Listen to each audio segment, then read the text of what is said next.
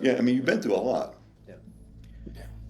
You and your whole family has. And her, and don't get me And wrong, her whole her family family. has. She has. You You know, know, your whole, it was her that died, man. yeah. Like, it was her.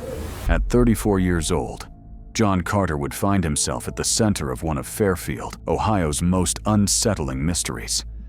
What began as the disappearance of his fiancée spiraled into a years-long investigation that eventually revealed far more than a worried partner's story.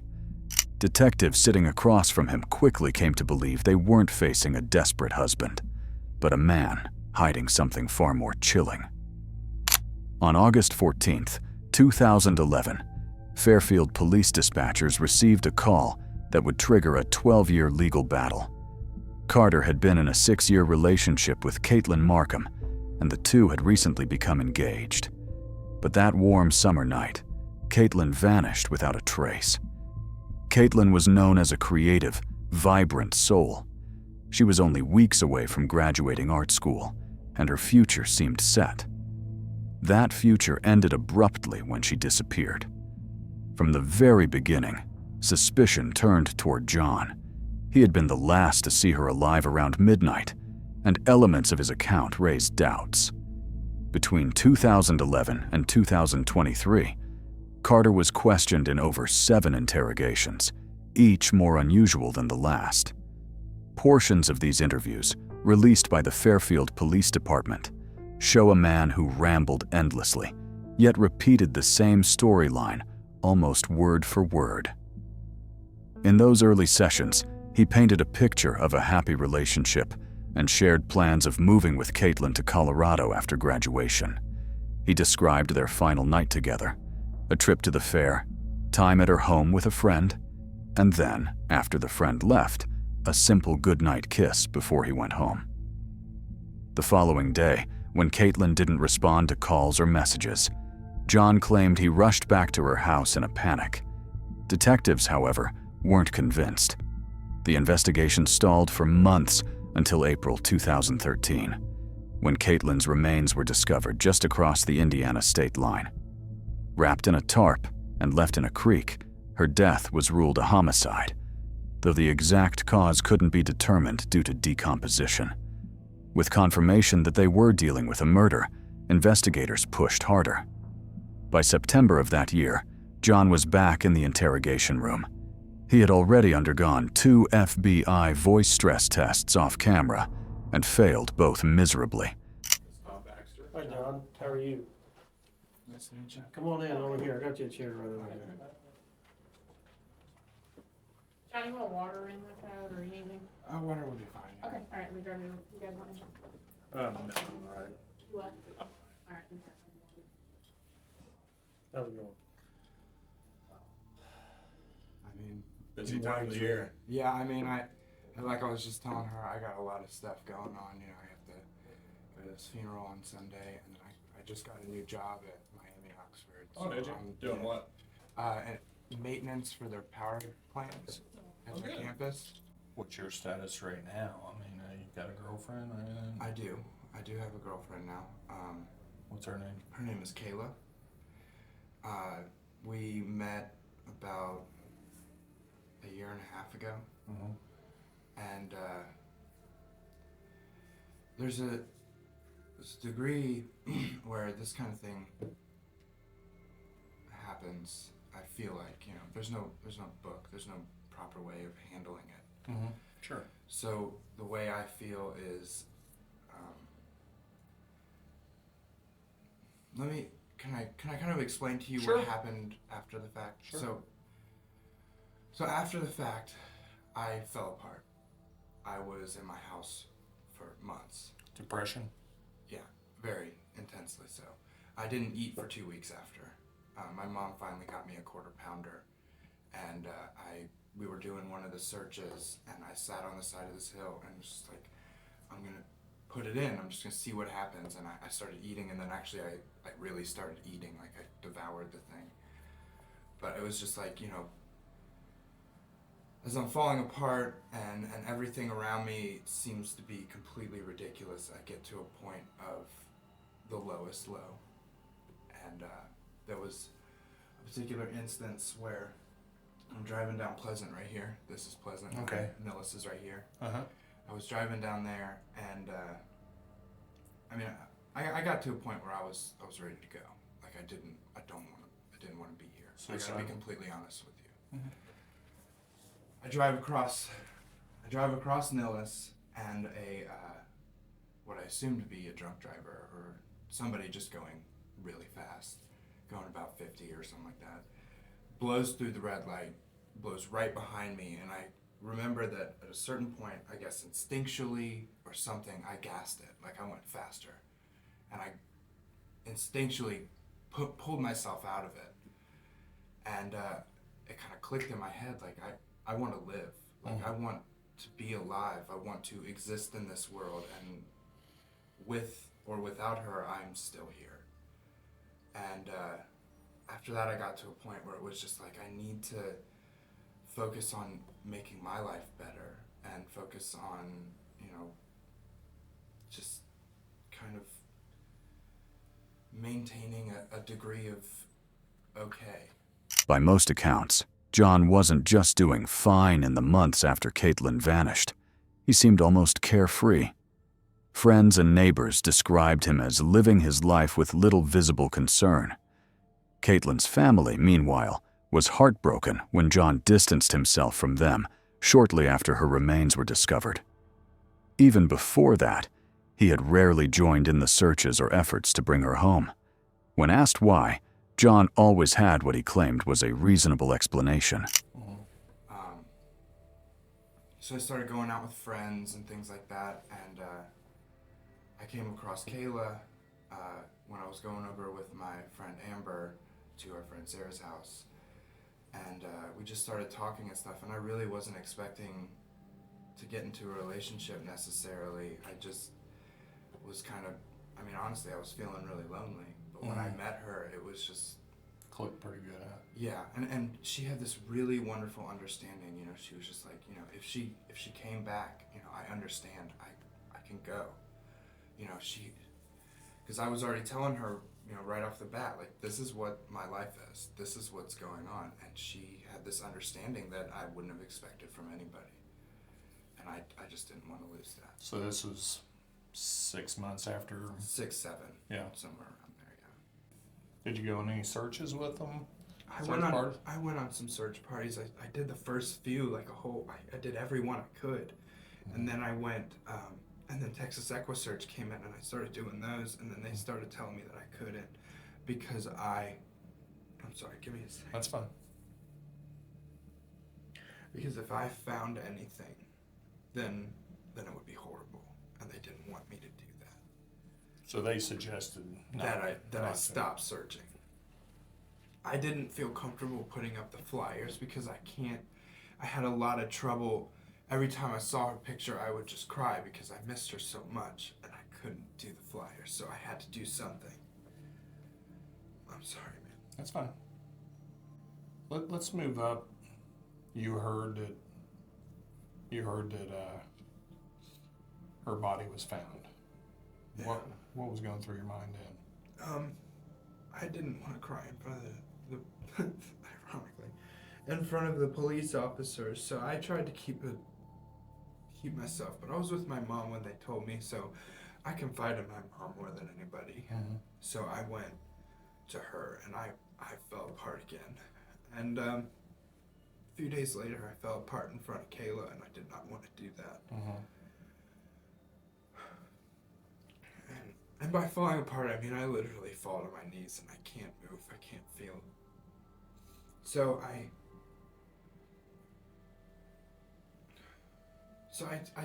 focused on myself. I couldn't, I know that sounds selfish, I don't know, I feel really bad about that, but I focused on myself and I tried to make myself better so that I could be okay. And sorry, man. That's fine. Have you been over to where she was found? No, I don't want to go there. I didn't want to even acknowledge the day she went missing this year because I don't want to remember her for that. I don't want to go to that place and be like, oh, this is where she died. That's wonderful. Like, why would I want to see that? Why would I care about that? Like, I just want to remember her birthday, and I want to remember The good good things. things. I don't want to remember that. I don't want to know anything about that except for the fact that whoever did this is not here. That whoever did this is either dead or in jail or Tell us your theory. I have. I mean, I guarantee you've thought about it. What is? I've thought about it, but the only thing I don't know how she got there. I don't speculate how she got there because I try not to think about that shit. I try not to put those images in my head. I have no idea what she went through, and I don't want to imagine what she went through.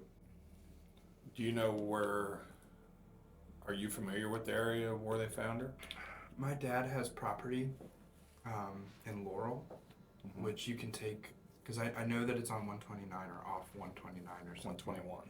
121? Okay, that's the one that leads you like to Batesville and stuff, right? Or not Batesville, but starts with B. Batesville. It is Batesville. Okay. Yeah, and my dad would go that way occasionally, but usually, because he lives in Ross, he takes a totally different way. But I do know, and my dog was bought right off that road by a family. Their last name is Master. I'll be honest with you about some things in my experiences with these type of situations is that I've learned over the years through my experience to never be shocked about what someone may tell you. The stereotypical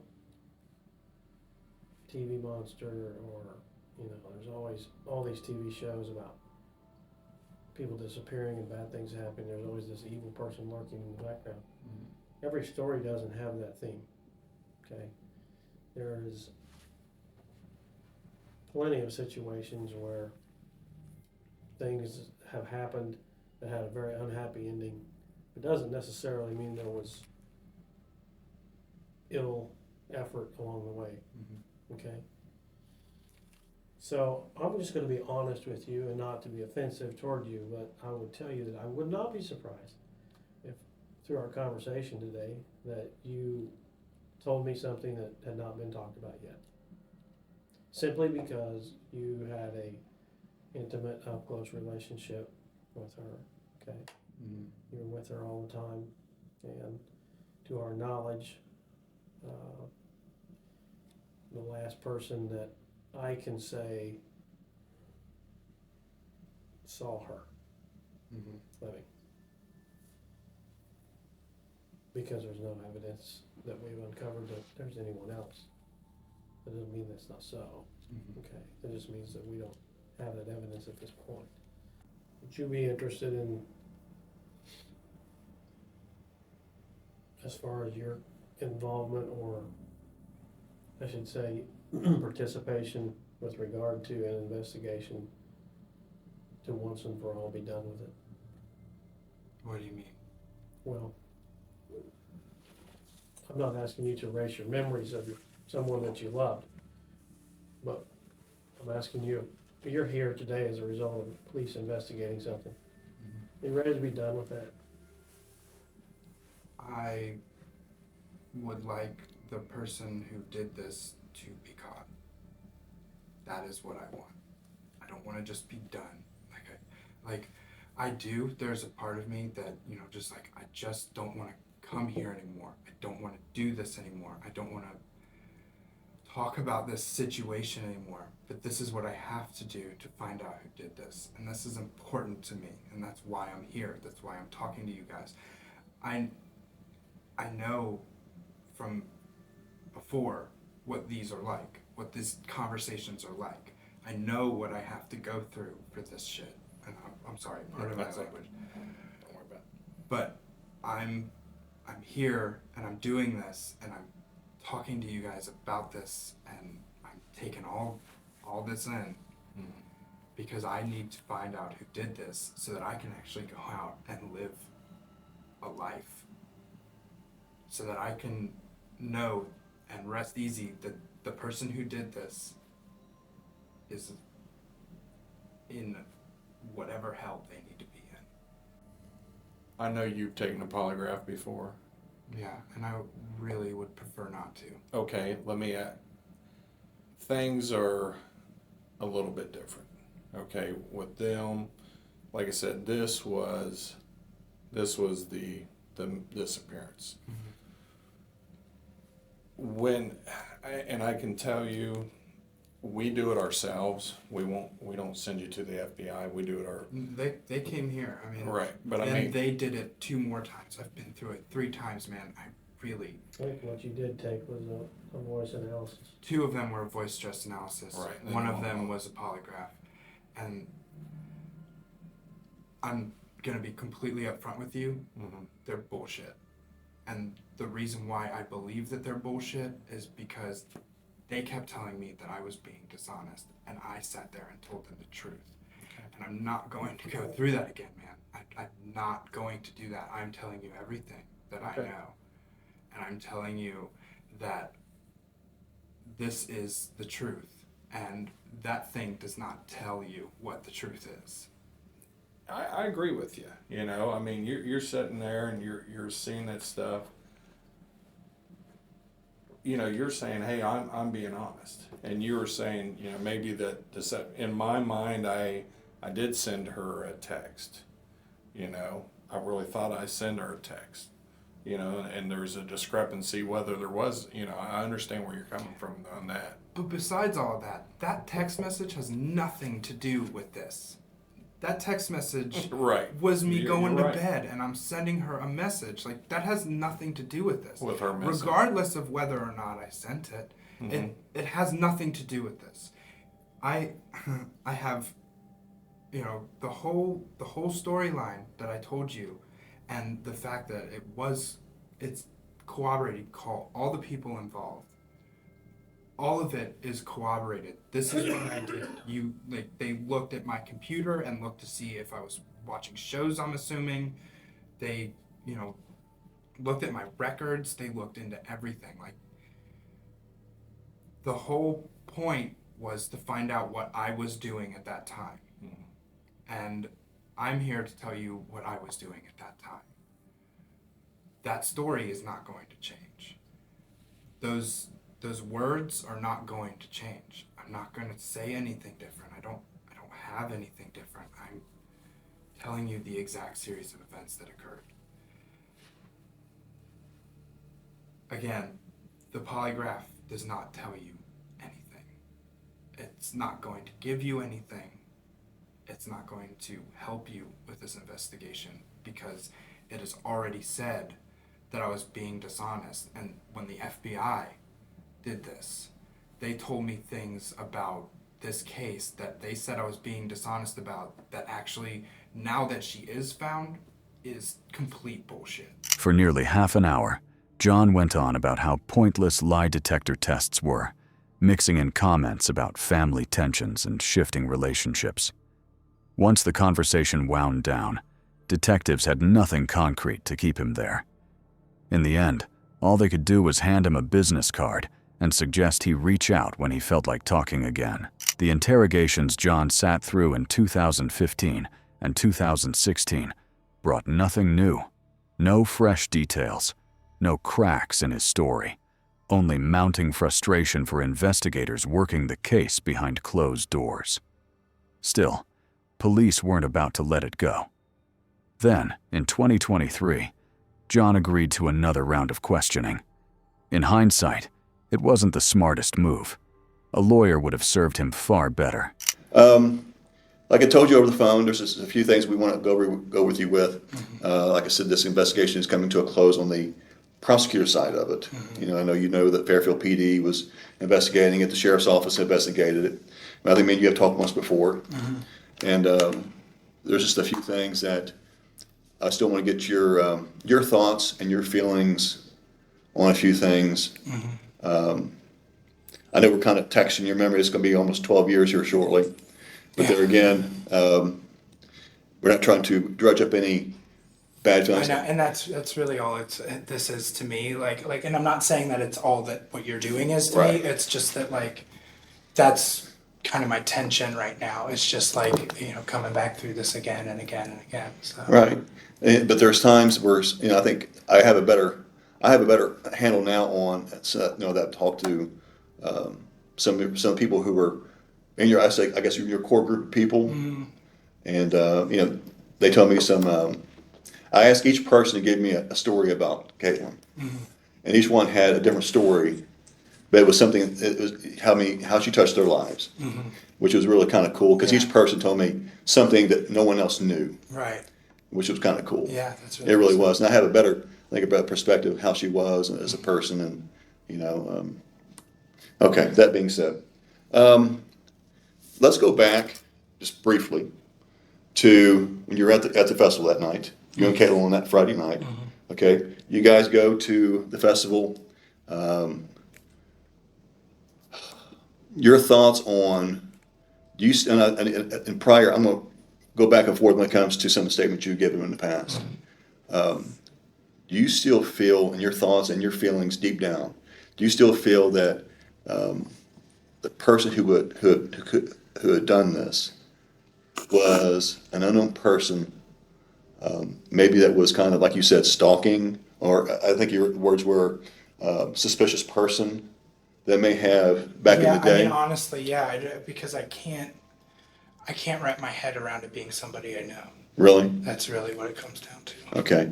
So that being said, That's really all that and to tell you the truth, that's the only reason I'm giving that answer, because I can't think of somebody that I feel strongly would have done something like that. we're not here to. Yeah, I know, and you gotta understand, like, That's for me, why that's all, okay. like, this is all just like reminding me of everything, Right. and it's a lot. And It's it just is. a lot. It is. Yeah, and I'm it's, sorry. no, Dude, I don't understand. you no need to apologize. Yeah. It really isn't. No, I understand. It's a traumatic experience. Yeah, I mean, you've been through a lot. Yeah. You and your whole family has. And her, and don't get me wrong. And her whole Her family. She has. You know, it your was- whole- It was her that died, man. Like, Yeah. it was her. Yeah. It wasn't me. And I feel guilty, like, she died. She doesn't get to live her life anymore. That's not fair. No, it's not. It's not. That's one thing I've gotten from everybody who I've talked to, and like I said, I have a better understanding of Caitlyn, was she lit up everybody's life for the positive. And she is no longer here to do that anymore. Like I said, like I told you over the phone, it would be different if she'd had a car accident. You can kind of move on because it was an accident. This here was, this was purposeful. But I mean, on top of all of it, it just ropes me in. I am the statistic. Yeah. Everyone looks at me and I am the statistic. So I can't do anything about that. Everyone's already accusing me before I even look at them. Yeah. Before they've even met me or know me. Before they even have heard the truth or what the truth actually is. And I'd love that peace of mind. I'd love to know the truth. I'd love to find out what happened. There's something that you have to have in your own mind, though, is that being said, people are going to have their thoughts, but you've not been charged anywhere. Only thing we're doing is asking questions. I know. At any point in time, you walk out No, that door, I and know, we're but you glad have we're to- glad you. I know that, but you're going There was a through. moment when all of it happened. And I realized that I was not getting a hold of her no matter what I did. I called her dad, I called her mom, I called her Until everyone. after you found that she's missing. And there was a moment where I fell. I couldn't hold myself up anymore. Because it was loss. It was Overwhelming. tremendously so. And to a point where it was so tremendously overwhelming that it was unforgettable. And whenever I have this, whenever we do this, it brings that moment in. It doesn't matter what you say. It doesn't matter what you do. It brings me to this moment where I am in front of her house, not knowing where she is or what I can do to help her or keep her here or figure out where to go to find her and bring her home. And I had nowhere else to go, no one else to call. No other thoughts, no other opinions. No one else was guiding me. No one was telling me what to do. And even now, I have no one to tell me what to do or what to say. There's no book.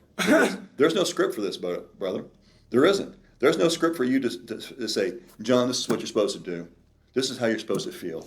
This is when you're supposed to move on. I'm currently being told by my wife that I should bring a lawyer to these things, that I should do those things. And I'm not doing that because I don't think, first of all, I feel like I've already fucked myself. If it came down to me needing a lawyer, I've already been here enough without one that it really doesn't matter what I say. I also know for a fact that I don't have anything that I can say that's going to make it seem like I did something, except for obviously the polygraph situation, which I don't fully understand, and I don't get why that happened or why it's like that. But beyond that, like, I don't have anything I can say. I don't have anything I can do or make you think that I did something, because there is nothing there. There's nothing. And I just... Let me ask you a question. That being said, do you feel, and I think I know the answer to this, do you want me to keep looking? I told you. Yes. Let me ask you a question. I told you this 2 years ago. It's been 2 years since me and you talked last. I told you I was going to keep looking, didn't I? Yes. And where are we at? Still looking. Yes. Keep going. Yes. Don't stop. I'm not. And I told I'm you looking you in the eyes, just Yes. like I did last Yes. time. Do it. I am. That's what I'm here for. I told you I would never stop. That's one thing about me. I can't. I'm too stupid to stop. And get the right fucking person. That's why I'm asking you to ask. That's where we're asking you to ask questions about, because there's some things only you know. Okay. John's eagerness for investigators to keep searching seemed to vanish the moment the focus shifted back to him. Detectives pressed on his repeated insistence that he had looked for Caitlyn's phone during his search, even inside her car. But there was a detail in that account that didn't sit right, and the officers were quick to call him on it. If you can, remember, and be detailed as possible, describe to me when you get to her car, you put the key and you unlock her car, or if it's a key fob, you unlock her car. What did you do? Look, just looking for her phone. Just looking for her phone. I probably opened her driver's side door and looked through the center console. Okay. Did you go to the back of the car, Annie? I mean, I know you're probably... No, I really don't think so, but I may have opened it and looked, or maybe I dug. I don't remember. Okay. I really don't remember. Okay. I'm sorry, man. No, I really don't dude, there's no for you to apologize. We're here for the truth. But I want to get it. I want to give you the truth. I want to give you what I remember. I want you to... Can I show you a photograph of her car? Yes. Okay. Now I want you to tell me, these can be pictures of her car from the inside.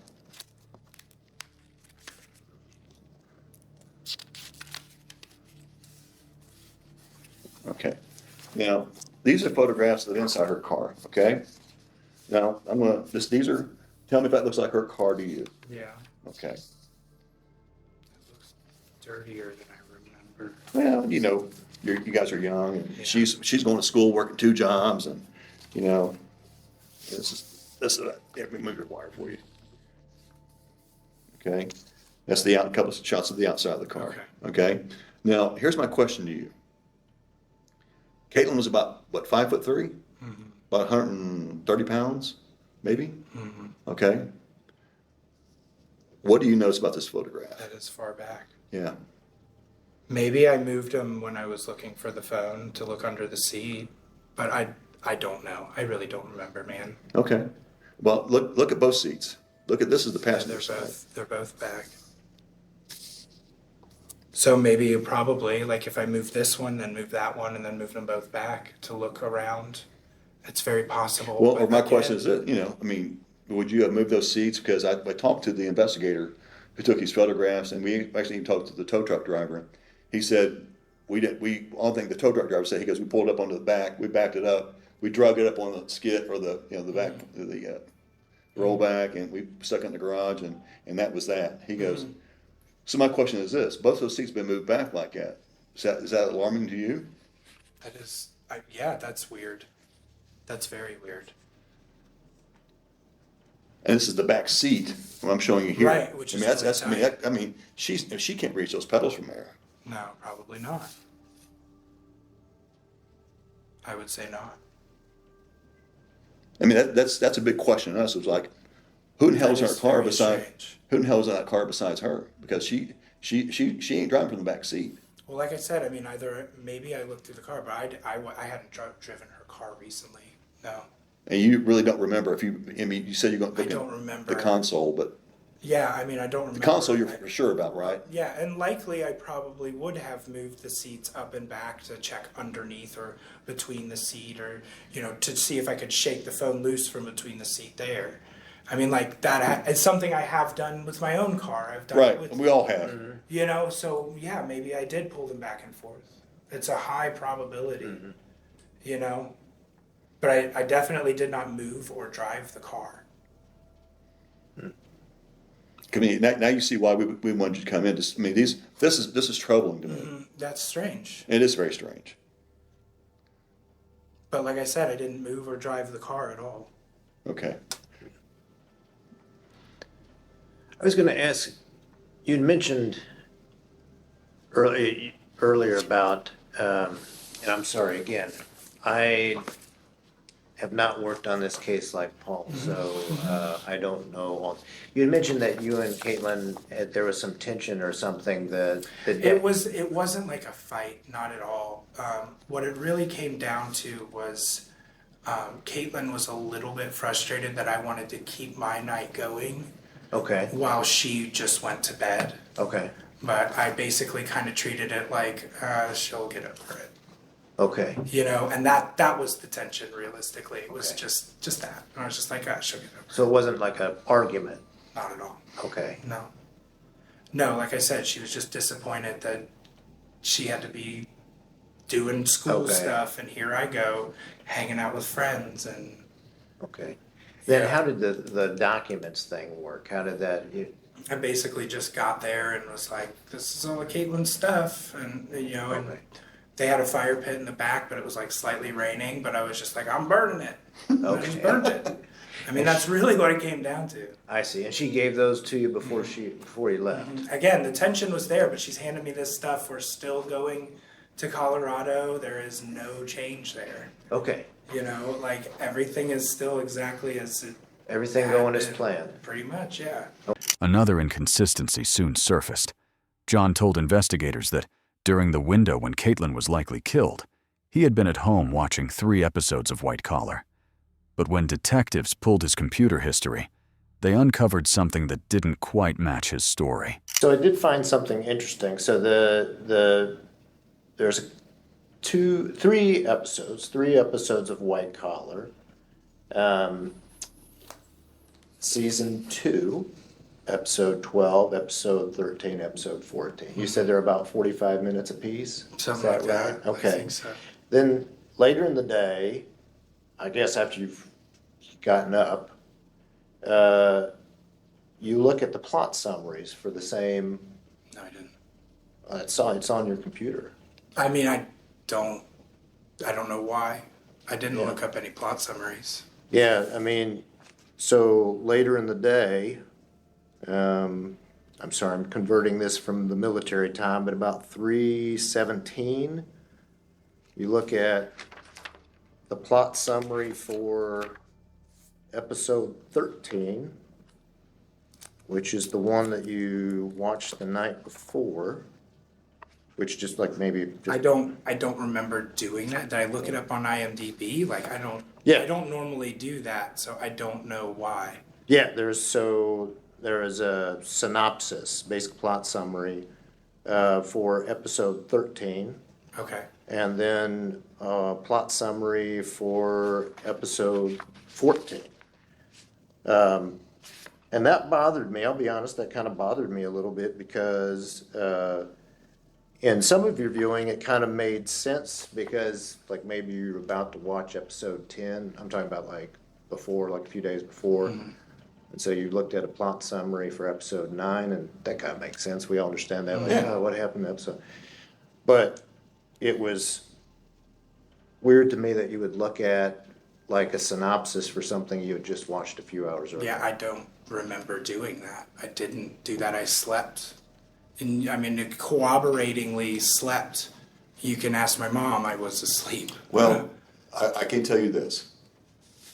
According to your phone records, okay, you made a phone call at, I believe it was 2:24 that day, to Papa John's. I don't know why you call Papa John's, because you're going to be there shortly anyway. Okay. But there again, you call Papa John's. You also text message Nate Iden. See one of your friends back then? Yeah. And I think you also text Katie Harris. Okay. And it was all prior to the 4:30. Right, and this would have been at about 3:30 or 3:20, somewhere around there. And I'll be honest, John, it was odd to me because I don't normally would look at a summary for something that I just watched like a few hours before. Yeah, again, don't know why it pulled up a plot summary, but it could be from me just like clicking back, like exiting out of things, going back or something like that. I mean, that could have easily been why. But I don't generally look at plot summaries even days later. I just watch the previously on thing, which those have. So all of those episodes have previously on White Collar. So I don't look up plot summaries. Right. I don't know why that was on there. But maybe, again, it's because I had clicked back on it. Maybe there is a missing point where I did, like, look at my computer, or talk to people. I really don't know. And I'm honestly, at a certain point, I just don't have an answer for you. Okay. Because, so for instance, this is like at 3:17 that day, your computer basically has this IMD website, which is, and I just plug this in and it takes you right here, and this is the episode 13. This is the plot for episode 13, which is what, according to what you told Paul and I and what your computer says, was what happened just a few hours before. So when I see like synopsis, I'm like, oh, a synopsis of what? And I'm like, well, I thought John just watched that just a little while earlier. So. Well, and there's also a likely situation. So wait, are these all in chronological order here? Yeah. So I'll show you. We can I don't chat mind with John. Yeah. Yeah, I don't mind showing you this. I mean. Yeah, So- we're not hiding anything here from your brother. So this is, obviously, there was, you're exactly right, there was a lot of porn too. There's tons of porn. It's okay, brother. There's tons of porn, so I haven't put any of the porn on here, okay? No, that's a given. This is the White Collar episodes that you were talking about. So, And this is at 3 a.m. or p.m.? No, this is in the morning. So this would be about, your computer shows activity at about, 1:39, 1:40, and then you watch some episodes of White Collar, okay? And you told me they're about 45 minutes apiece, okay? So you can see there's like time gaps between here. And then there's like a break in activity, and then again, yes, like you said, there's porn. I mean, whenever you got up, there's Probably porn. looked at porn or whatever. There's yeah. porn. And then sprinkled in there are like these plot summaries. Okay, so if I was waking up, I probably looked at porn, and those were probably part of the, like, either I was clicking out of something or I was going through stuff. I mean, it could have just simply have been an accidental click. It could have been anything, but I wasn't reading plot summaries. Okay.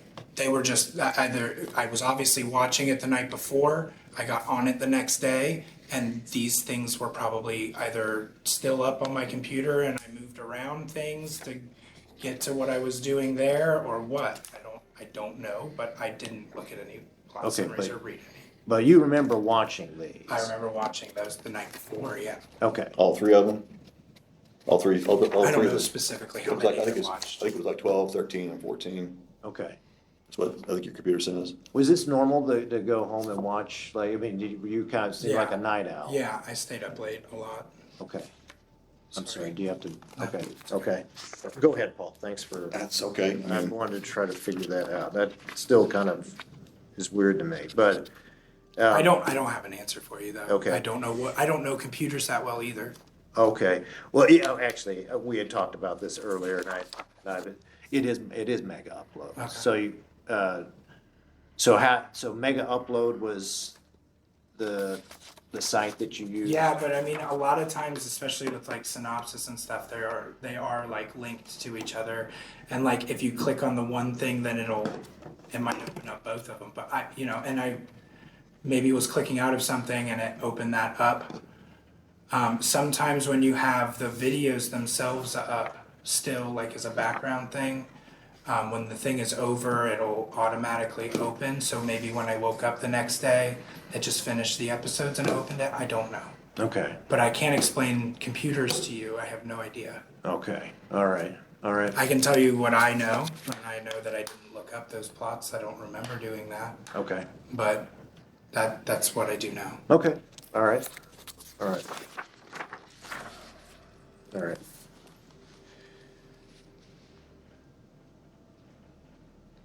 And did you go to bed after watching this? You don't remember, I okay. don't. All right, all right. And you had to click on one at a time, is that what you told me? how long would it take to download something like that? A while. A little while. So a 45? No, a it 45 took minute. that big. Once you start, like sometimes the videos are choppy, and if you like sit there and let it load because it's streaming, Right. you just let it load a little bit, it'll start working. So sometimes I would do that, just kind of wait it out, but sometimes not. Sometimes they just worked. Yeah. I'll be honest with you, I'd never heard of White Collar before. It's a really good show. I'd heard of it, but it's been a long time. It was on USA, right, a few years ago, okay. Okay.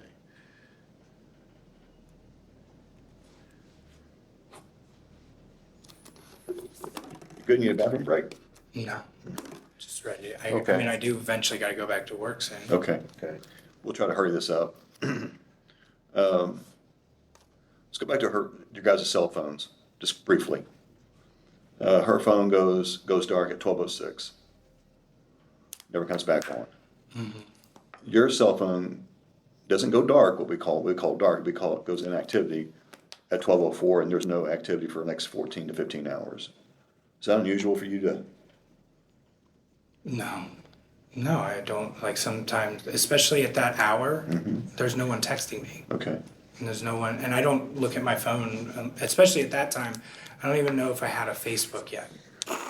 Like, I didn't really look at my phone that often unless I got a text or I got something. Because we had someone look at the phone records back in the past, and they said that was unusual for you not to be receiving a text. Well, I mean, there again, even you at your own admission said you thought you sent Caitlyn a text at 4 a.m. saying good morning. So it was not unusual. You think it was unusual for you to be that many hours without any messages or phone calls or? I mean, I was already at the friend's house that I planned on being at, and Caitlyn was in bed, as far as I knew. All right.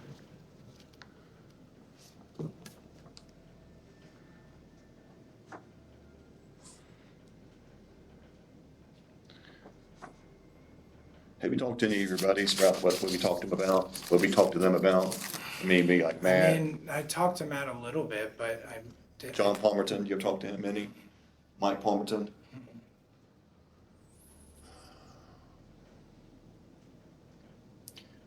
Let me throw this at you, okay?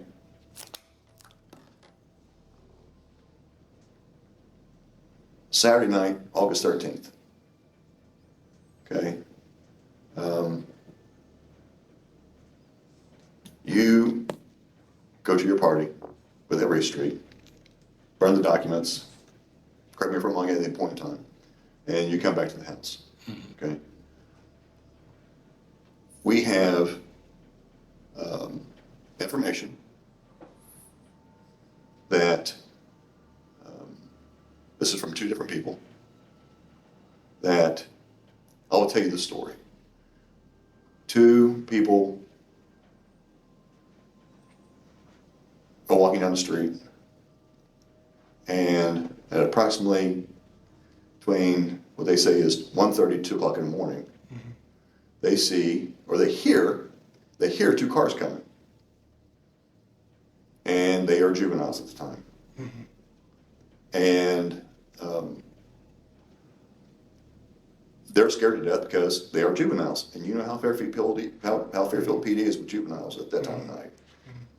It's late night, and they see two cars pull up. And they hide behind a tree, some evergreens that were in the area. They see two cars pull up. And the two cars, the lights are blacked out. And they see a red Ford Focus pull into the driveway at your residence, 5101 West Scioto at the time, right? And that was your address at the time, right? It was up with Mom. And they see a darker blue four-door sedan right behind the Ford Focus. The red Ford Focus pulls into the driveway. Garage door opens up. They see the car pull into the garage. Garage door shuts. The blue car stays out on the street. Okay, no, there's a problem. Okay? I didn't park in the garage. Okay. Let me finish the story then. Okay. Blue car stays on the street. Between 5 and 15 minutes later, garage door pulls back open. Car pulls back out. Both cars are still blacked out, and they go back the same way they coming down West Scioto towards, like how, the west side that comes down towards your house. And they see the two cars. Red car pulls out, blue car turns around, and they go the same way they come back out. Heading back towards West Scioto, heading towards, that would be what, River Road? Okay. Same story they've told. They told they were going to a party that night. They were going to a party to go meet some girls. And they said they are positive what they seen that night. Now I can't. Okay. Go ahead. Go ahead. No, you go ahead. I told you the gist of the story. Yeah. I have my story. That's what happened. Right. What I did. I don't park in my garage. I parked in the driveway every night. And I don't know what to say beyond that. Few details could have been more damaging to John's story. The teenagers who came forward had first spoken to police back in 2013, not long after Caitlyn's remains were discovered. Realizing they might hold the missing piece to a homicide investigation forced them to admit, to officers and to their parents, that they had snuck out of the house that night. When questioned separately, both teens gave nearly identical accounts, right down to the make and color of the vehicles they saw. They described cars with their headlights off pulling toward Caitlyn's home, then later slipping back into John's garage in the same manner. That doesn't sound like an evening spent binging a TV crime drama. It sounds like someone acting one out. And they've got a third person backing them up, that he took them to the party and picked them up in close proximity to your house. The third person. And they were like, oh shit, that was weird, because they thought they were going to get busted by Fairfield Police Department. When in doubt, it was a red Ford Focus and a blue four-door sedan. I don't have anything for you. Those people, I don't know what to tell you. Right. That's not, I told you what I did and where I was at home the whole time. And they were pretty certain about that, John. That's fine. And the time does match up with the computer. I mean, it's like you said, that time when I was showing you the time that these people say that you arrived, is consistent. I didn't go anywhere. So I you got stayed at home and home. you stayed home. I got home and I stayed home. And in fact, my stepdad would wake up ridiculously early to do work. And he got up pretty early that morning to do work. And my car was there in the driveway. Steve and my mom both park in the garage. Okay. And they were both of their cars were in there. I never parked in my garage. So that story is already flawed. On top of the fact that none of that happened. None of it. Okay. I went home. I got inside. I watched my shows. I did porn. I laid down. I went to bed. Okay. I mean, that is pretty much what happened as far as I can remember it at this point in this whole situation. Mm-hmm. And I don't have, you feel free to bring the witnesses in. I don't know what to tell you. There's no more I can prove to you. They Without gave weighing statements. They gave statements back, and I mean, this is not something new. Okay. It really isn't. This is something they did their statements back in the day of shortly after Caitlyn's body was found, because they didn't put two together until they were like, shit, that's what we seen that night. Okay, but I don't know what they saw or who. Like I can't tell you anything beyond that. Okay. There was no blue sedan. I don't know whose blue sedan that could be. I don't even know. Who out of your friends was driving a blue sedan? back then? As far as I know, though, it was Jeff who drove a blue Ford Focus. But Rutledge. yeah, but Nobody else? no. Okay. And I didn't leave after I went home. You were home that whole time in the morning. After the party, I'm After pretty the sure. party, after I'm the pretty party. sure, yeah. You're pretty sure? Well, I mean, yeah. I mean, obviously, it's been years down the line. I understand that, but but you I were- didn't leave. I Right. didn't go drive my car somewhere. Right. No. Jeff said he was seeing you guys at the festival. I guess he showed up after work. Mm-hmm. You guys, I guess you were there for the big drawing at night. I wanted to try it. Yeah. I don't blame you. And this is Jeff talking. That he said hi to you. He said you seemed kind of out of sorts. And he said, I guess he said hi to you, and you didn't say hi back, which is unusual. Jeff said, because you guys are like you. I think you would say that core group of guys, Okay. and that you didn't say hi to him. And he goes, you can tell there was something wrong between you and Caitlyn that night. He said, and I She quote, was frustrated that I had to the done point, raffle. dude. She says to the point. He says to the point, dude, that it looked like they were going to break up. And I was like, damn, that's pretty. I mean, I know what some other people have said that there was tension that night, but to the point of you guys breaking up. No. So Caitlyn wasn't having any second thoughts about moving to Colorado? Not that I'm aware of. No, not that she had made me aware of. Okay. Okay, so as far as anything like that, if she felt that way or if it seemed that way to him, that's all fine. But I was. It was just his observation. Yeah, I was not aware of that kind of tension or anything like that. Mm-hmm.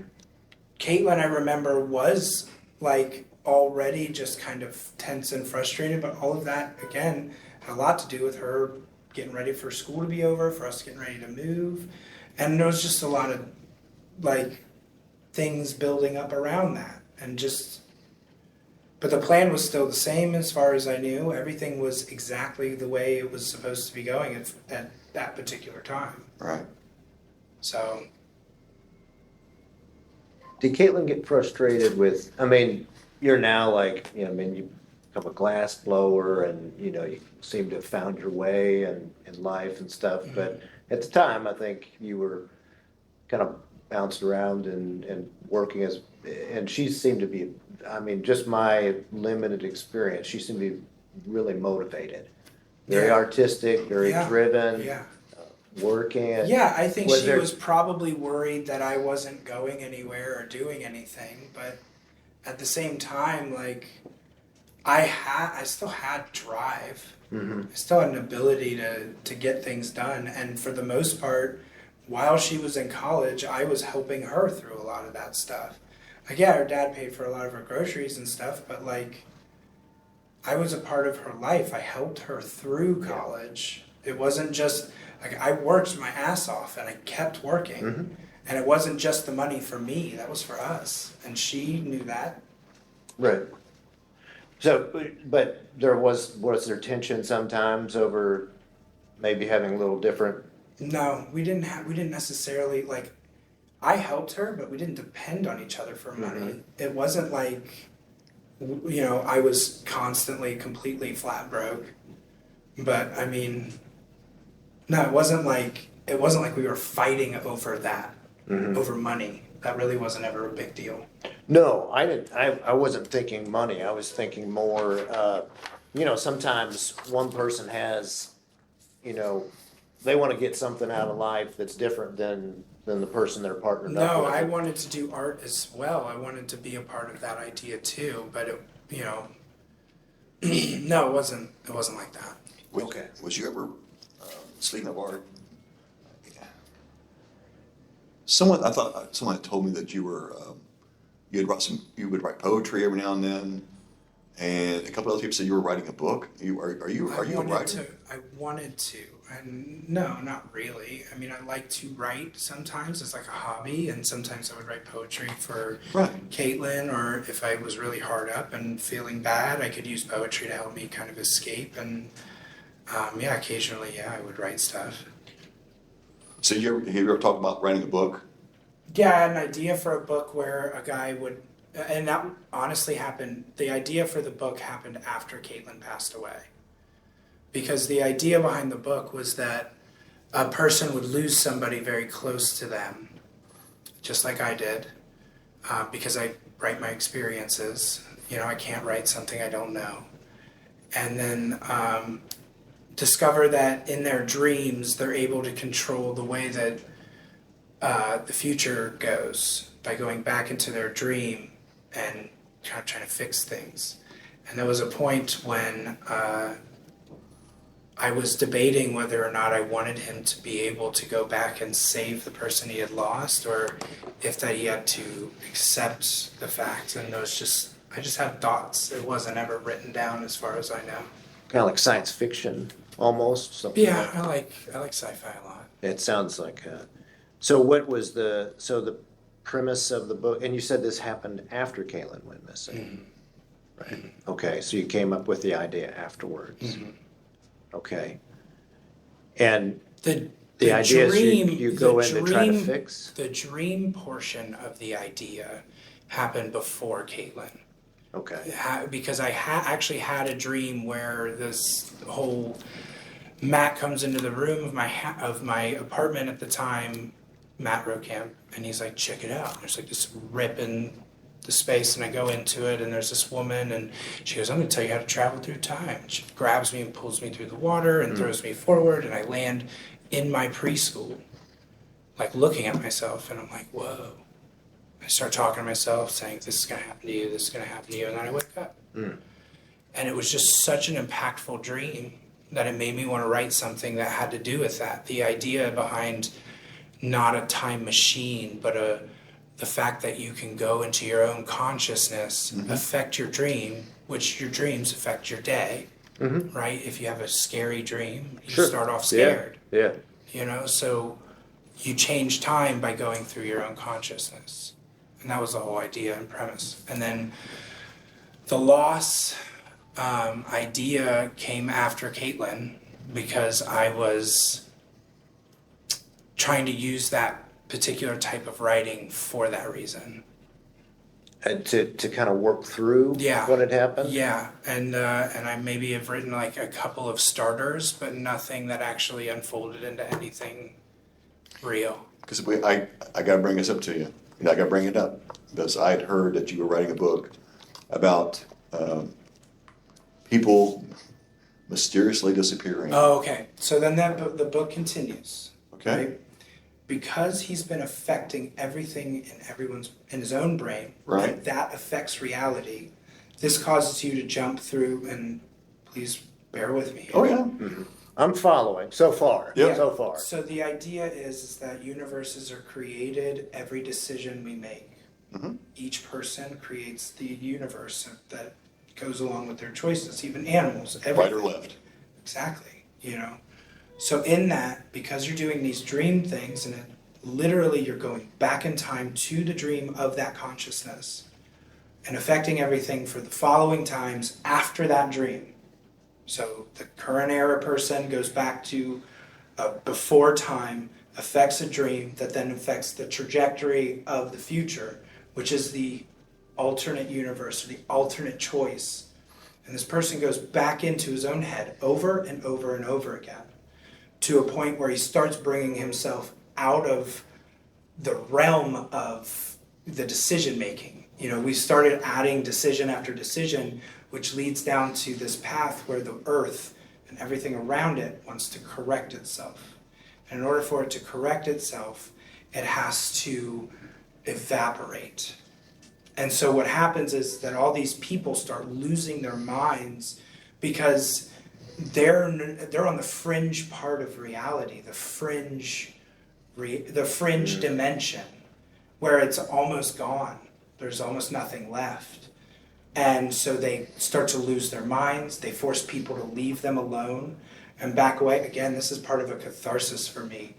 Like, when you're in trauma, it's what you want. You don't want to be around people. You don't want these people to talk you, ask you questions, all of that stuff. So it's just kind of like a cathartic kind of, the earth is trying to correct itself and make things better. Or at the very least to transfer these people to a safer place. But it seems so violent coming out. And I'm also very into the idea of an inconceptual reality where we don't fully understand or grasp everything around us. However, with this, I'm trying to create this kind of conceptual idea that there's an edge. There's a point where you can't really change time. You can't change so many things before it starts trying to fix itself. Because reality is fixed. You know, reality happens and that is it. You shouldn't be able to change it. And that was why I wanted to come up with a retaliation for going over this theoretical border. You know, if we figured this out, if we figured out time travel really, then, you know, there's got to be something that goes, this isn't right, this isn't how the world works. At least that's what I was kind of going with. And so, yeah, people would like lose their minds, leave me alone, and then they'd run into a room and they'd either burst into flames and their clothes would be on fire, or they'd just simply disappear and their clothes would be just sitting on the floor. The end game. Like in the Avengers. Yeah. They just Yeah, right. it's like a snap, but it's really random. You know, like it's not supposed to be understood. That was part of the whole story. Was that you weren't supposed to understand why. You weren't supposed to be at the end of this movie and go, that all makes sense. You're supposed to be at the end of this book or this movie. I call it a movie because that's how I see it in my head. But you're supposed to approach the end of this thing and go, that, I don't understand that, and that's okay. That was the whole Yeah, you have to be idea. okay without the understanding part of it. Yeah. So that was the whole point of those stories and that idea. Do you think this was your way with dealing with, or some of this thought process was how you dealt with Caitlyn's, you know? A lot of the thinking was, sometimes I would even write poetry and it would be just about the loss and how she's just suddenly gone. And I don't know how to handle it, you know? When you go back though, are you thinking that you need to change things that you wish you had done differently, or? No, and like I said, when I wrote that idea and that book behind it was like, do I let him save her and they move forward through the story, or do I let him move on? And that's why I never really wrote it, because I didn't know what to do. Like I wrote the first few parts, but So you think in the book you could go back to save her? Is that kind of what you were thinking? No, not necessarily. I think that in the book it was going to be an attempt to go back and save her, but ultimately I don't think I would have wanted it to. I want to be as close to myself as possible. So, I mean, I can't believe that I could. Okay. Let me, I know we had talked about this earlier, but the car that, Paul talked to you about the statement that these The seats. people had made. No, not that. Oh, okay. Your red Ford Focus. Anybody else borrow your car back then?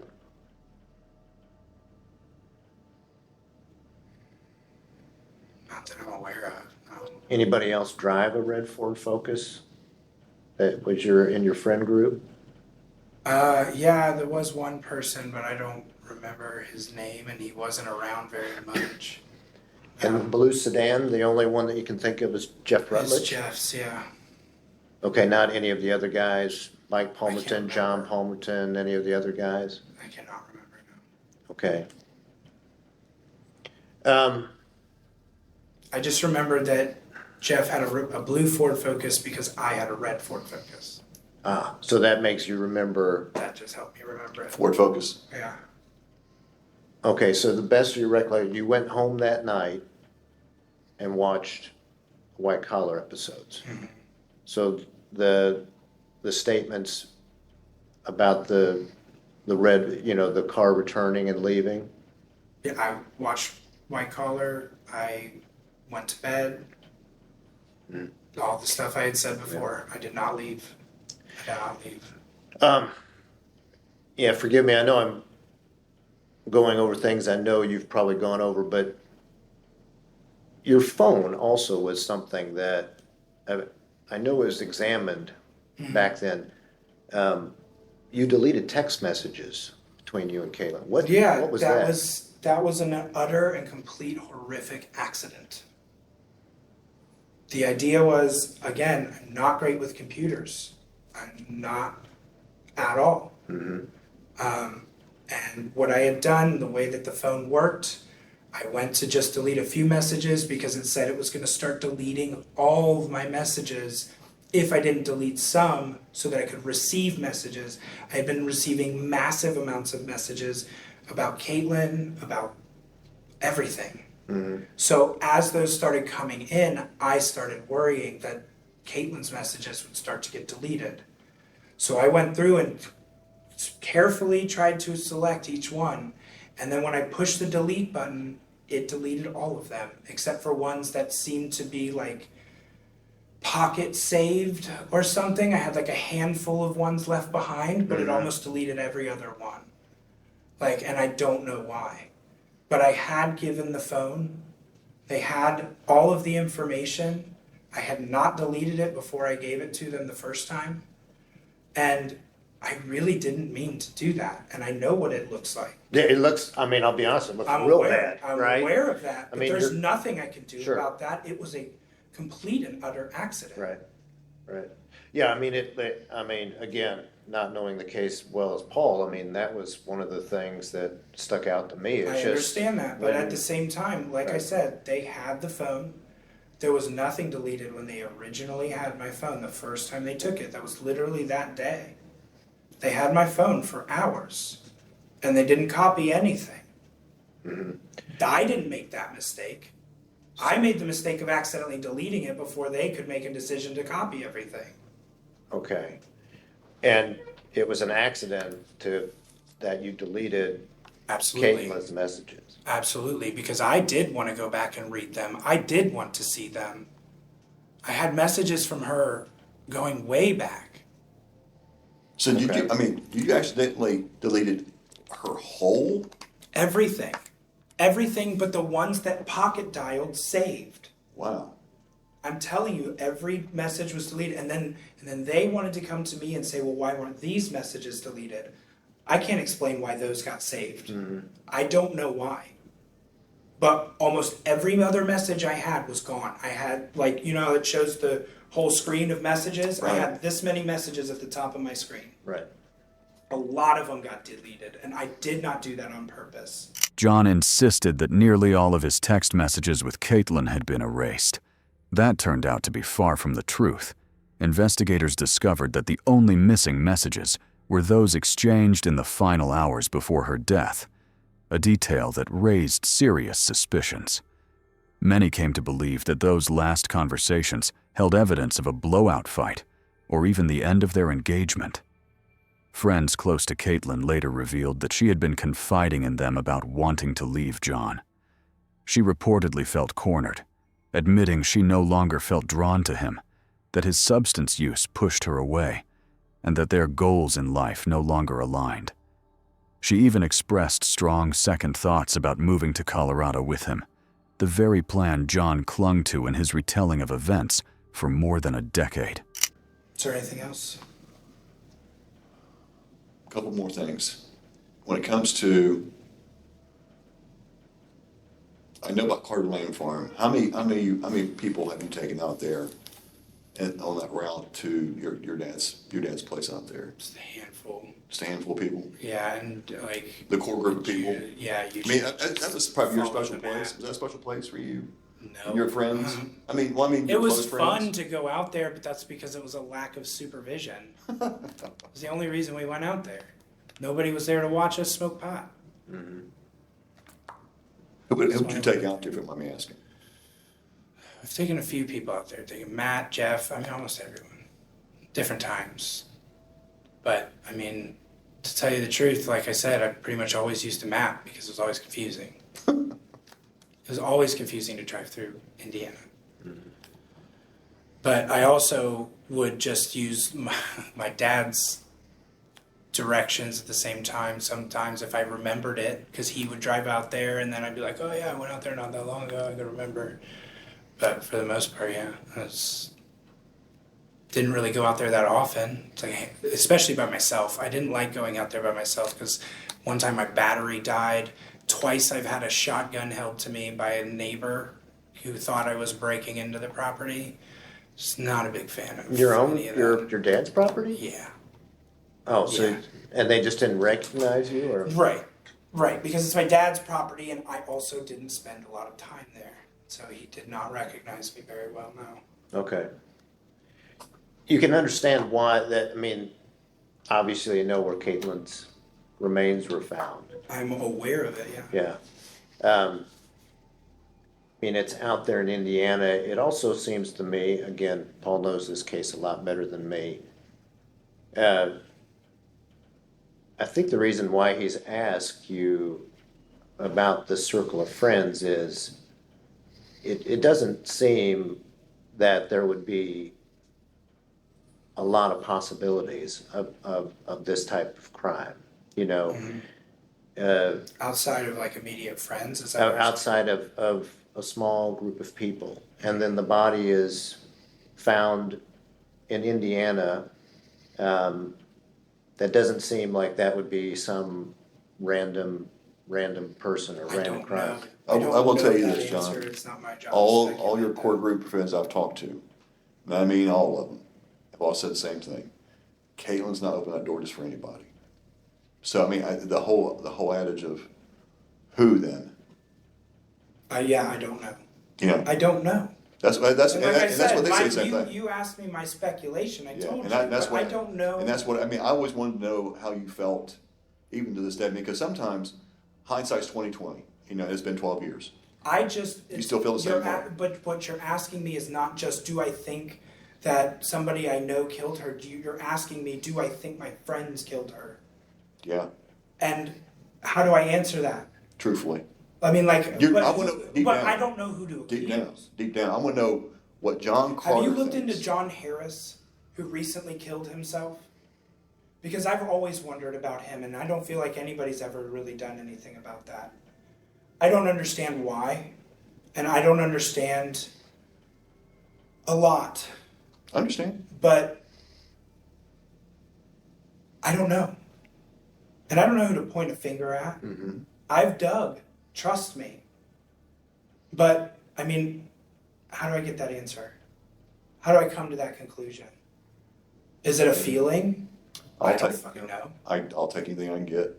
I'll take your feeling because you are the. The only feeling I've had, I had a feeling about John Harris for some fucking reason, and I don't know why. I've had a feeling about everyone at one point or another. Yeah. Understandable. And the finger has been pointed to everyone. And sometimes But that's the unfairly. other thing. Unfairly. But that's the other thing. I don't have an exact answer. You asked me what my thoughts are. I mean, that I don't know. Thoughts and feeling. I mean, because I know I'm giving you everything I got. thoughts is one thing, feelings is another, is something else sometimes. Yeah. Yeah. And maybe, maybe I'm blurry on my morning before I left for work. But Because, even some things. But I that didn't happen go Sunday. anywhere. I didn't go do anything.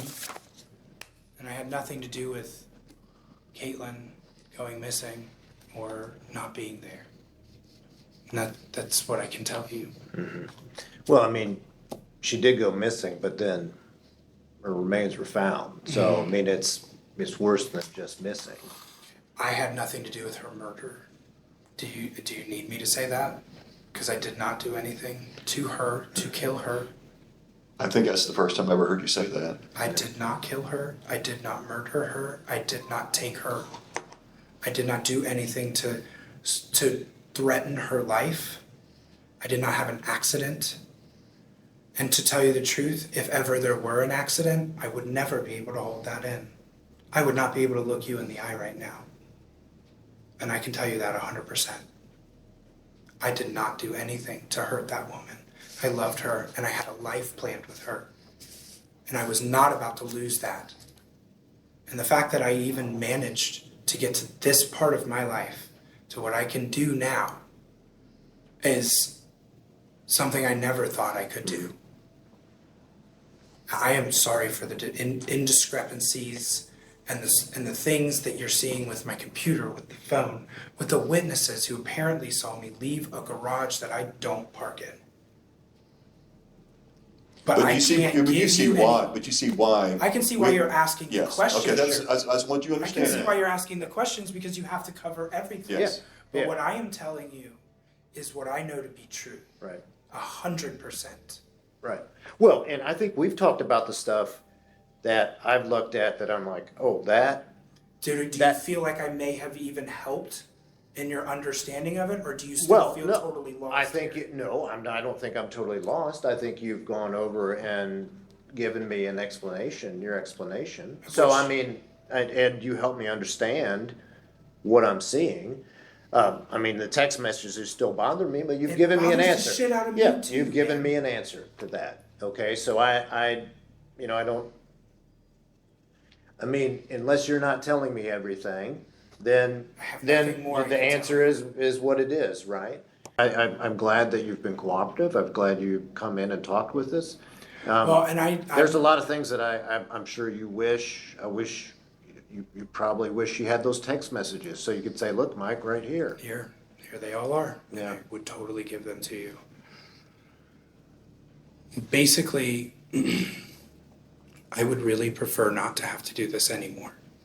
Now, I understand if there's some sort of indictment, then I'm going to have to go to court or something of that nature. Is that likely? Like I told you on the phone, I think it was Chelsea Johnson case, the one in Fairfield. The prosecutor's office, I'm a deputy sheriff. I remember you saying that, Yes. that you would put it in and then they might not do anything for a Yes, while. because grand juries do what grand juries do. What they do is we present everything we have to them. And it's basically to get it, because none of this is, there's not even a case number for this at the prosecutor's office. So we get it on the record, because if somebody does come in at some point in time, there's no record of shit. You see what I'm saying? We get it on the record, but let the grand jury hear all the testimonies that we have. And they will either indict, or they'll kick it back, or they won't indict nothing. They'll call it what's called a no bill, which is mean the case is still pending till further investigations are done. So that's what happens. Okay. So that's where we're at with this. Like I was telling your fiance or your wife, is that the reason why I was kind of pushing for this, because I've talked to all your friends. One last time I talked to you, for this very reason we did what we're here today. I greatly appreciate it, but I have to write up my report of what we found and these last questions that we have, and I'll write it in my report. I will submit this to the prosecutor, and he will go from there. I mean, he'll say either, he doesn't have to present this to the grand jury if he doesn't want to. He can say yes, no, or continue researching. So he's the prosecutor. Well, and I'm going to say this, finally, at this point. You may find discrepancy, but you will not find any evidence for me. And I can promise you that. Because I was not involved in Caitlyn Markham's death in any way. So I just want to make sure that that is... Or the disposal of her body. Or the disposal of her body, or anything to do with her disappearance, or anything surrounding the incident that we are discussing today. The only thing I had to do with it was that I loved her, and I was in a relationship with her, and that was it. That we were connected. That's it. And beyond that, there's nothing else to find on me. Okay. And that's what I really want you to be clear on that. Because I can promise you're not going to call me in here, or you're not going to have a grand jury bring me in because of evidence existing. On March 22nd, 2023, John was indicted by a grand jury, the result of a mountain of circumstantial evidence built over more than a decade. As you'll see, he was caught completely off guard, and his reaction makes it clear he wasn't prepared for the secret he had carried for years to finally surface. You okay? Yeah. Comfortable? Yeah. That started? Yeah, I think so. Okay. I think Steve started. Before we get started, we have to read you your miranda warnings, okay? So, I think Mr. Regal here, you met Mr. Regal before. Yes. Knowing these rights, do you wish to talk to me without having a lawyer present? For the time being, yes. Okay. What's happening? This is what we call, I think you would, and I know you are probably a Avengers fan, but this is what we call the end game. The end game is, we went to a grand jury. Your mom testified before the grand jury because we want her to have her say and input in that grand jury, that proceeding. And the grand jury has indicted you. Why? Because they feel that there's enough probable cause that this case proceed further to the common police court. Okay. So they believe the information that we had, and you've been indicted, and For what? murder. Okay, but what evidence? There's nothing. You're thinking of there's evidence that's got to be fingerprints. No, I mean. There's things called circumstantial evidence. Okay. And there's a lot of, you've already talked about the circumstantial evidence. The red flags, that's circumstantial evidence. Okay, but I have nothing to do with her death or disappearance or any of that. So That being said, Okay, I'm listening. we are at the point in time now to where this is where you need to come clean with what everything happened that night, because here's the thing, dude, I'm telling you, the whole stories that you've been giving, the inconsistent stories you've been giving them, being the police department, the media, and everybody else since 2011, has come to a point now to where no one's believing the story. Okay, the whole story about the unknown suspect or individual who was at the festival following you and Caitlyn to her house. No one's believing that. Okay. They didn't believe it when you first come out with it. Okay, but that was just like a thought. I mean, like you asked me my theories and I gave you my thought, but I don't You know. told no one asked you that question. That's the question you gave to the 911 operator day one. Okay. Okay. So that being said, I thought maybe that could be a possibility, but I'm not saying that's my story. I don't know what the fuck happened. I have no idea what happened. That's not a story I gave you as an excuse or any other thing than just there could have been any reason. And I thought maybe that would be the most likely scenario because it seems unbelievable to me that anyone I know would do that to her. okay. But I haven't made any lies. I haven't told you anything that didn't happen.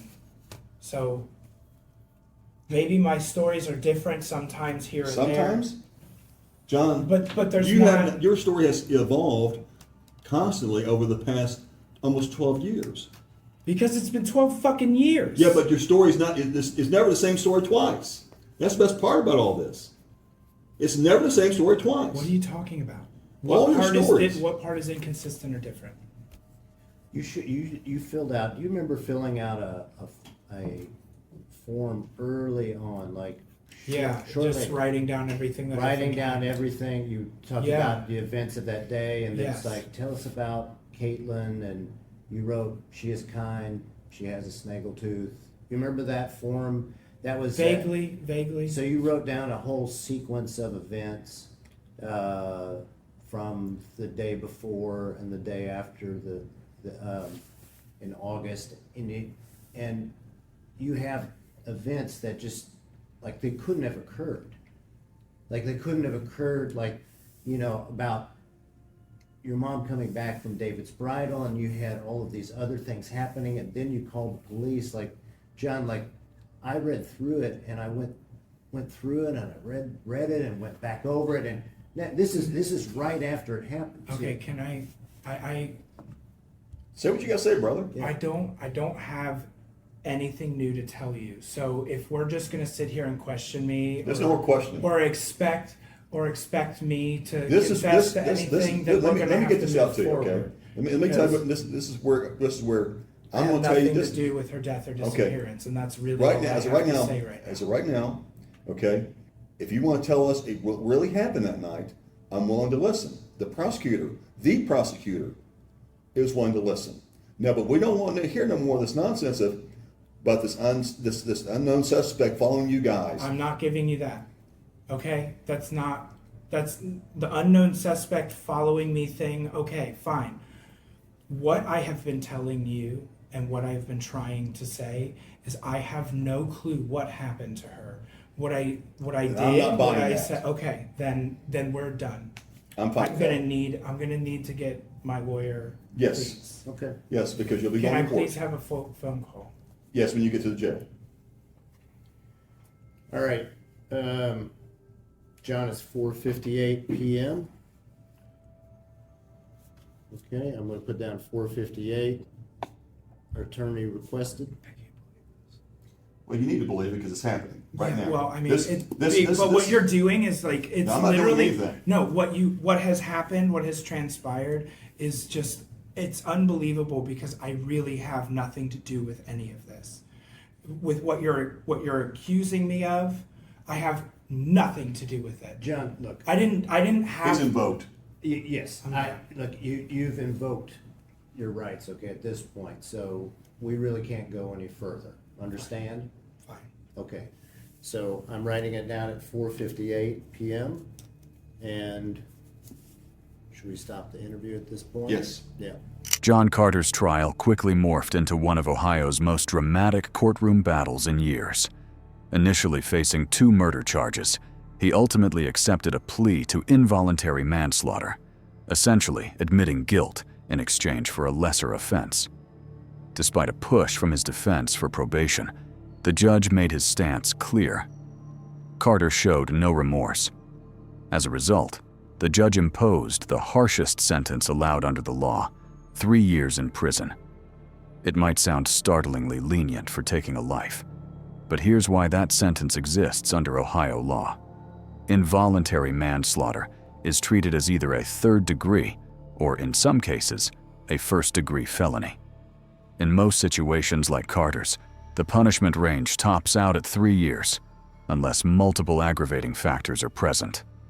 This explains why, despite the gravity of the crime, the law capped his sentence at such an unexpectedly short length.